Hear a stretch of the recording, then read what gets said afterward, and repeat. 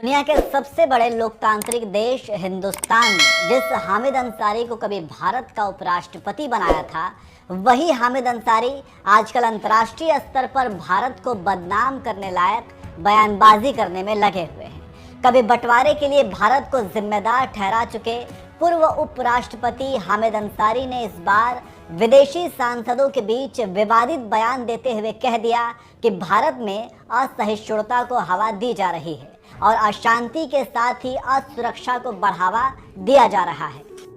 मोहम्मद हामिद अंसारी सिर्फ एक बार नहीं बल्कि 2 बार भारत के उपराष्ट्रपति रह चुके हैं। पहली बार उन्हें साल 2007 से 2012 के बीच इस अहम पद पर रहने का मौका मिला और दूसरी बार 2012 से 2017 के बीच हामिद अंसारी उपराष्ट्रपति के पद पर रहे। 10 साल तक भारत के दूसरे सर्वोच्च संवैधानिक पद पर रहे हामिद अंसारी को अब लगता है कि इस देश में असहिष्णुता बढ़ गई है और ये बात उन्होंने ऐसे अंतर्राष्ट्रीय कार्यक्रम में कही है जिसके आयोजन में एक ऐसा संगठन शामिल है जिस पर भारत में दंगा भड़काने और पाकिस्तानी खुफिया एजेंसी ISI से लिंक का आरोप है।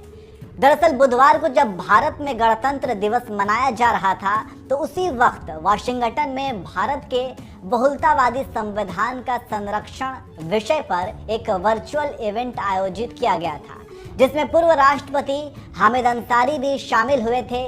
इसी इवेंट में हामिद अंसारी ने इशारों ही इशारों में मोदी सरकार पर निशाना साधते हुए कहा, हाल के वर्षों में हमने उन प्रवृत्तियों और प्रथाओं के उद्भव का अनुभव किया है जो नागरिक राष्ट्रवाद के सुस्थापित सिद्धांत को लेकर विवाद खड़ा करती है और सांस्कृतिक राष्ट्रवाद की एक नई और काल्पनिक प्रवृत्ति को बढ़ावा देती है। वह नागरिकों को उनके धर्म के आधार पर अलग करना चाहती हैं, असहिष्णुता को हवा देती हैं और अशांति एवं असुरक्षा को बढ़ावा देती हैं।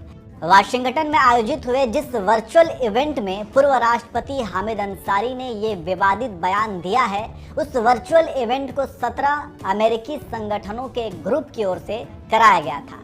इनमें से एक संगठन इंडियन अमेरिकन मुस्लिम काउंसिल यानी IAMC भी है।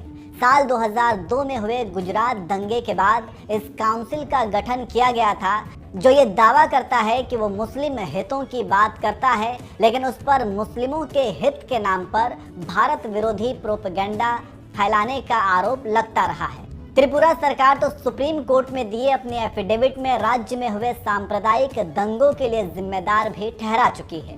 यही नहीं, इस संगठन पर पाकिस्तानी खुफिया एजेंसी ISI से जुड़े होने का आरोप है। इसके अलावा कुछ और अतिवादी संगठनों से इसका ताल्लुक है। हालांकि IAMC की ओर से इन आरोपों को खारिज किया गया है। उसका कहना है कि वह एक अमेरिकी नागरिक अधिकार संगठन है।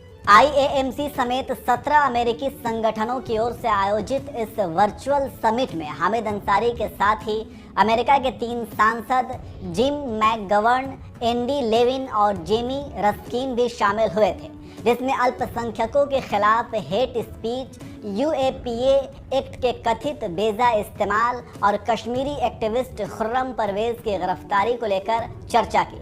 हालांकि ऐसे तमाम दावों को भारत सरकार खारिज करती रही है।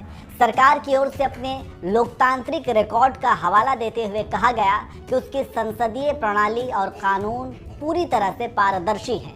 देश में नियमित और पारदर्शी चुनावों को भी भारत सरकार दुनिया के आगे लोकतंत्र की सफलता के तौर पर पेश करती रही है। आपको बता दें, IAMC में विवादित बयान देने वाले हामिद अंसारी इससे पहले भारत पाक विभाजन पर भी विवादित बयान दे चुके हैं।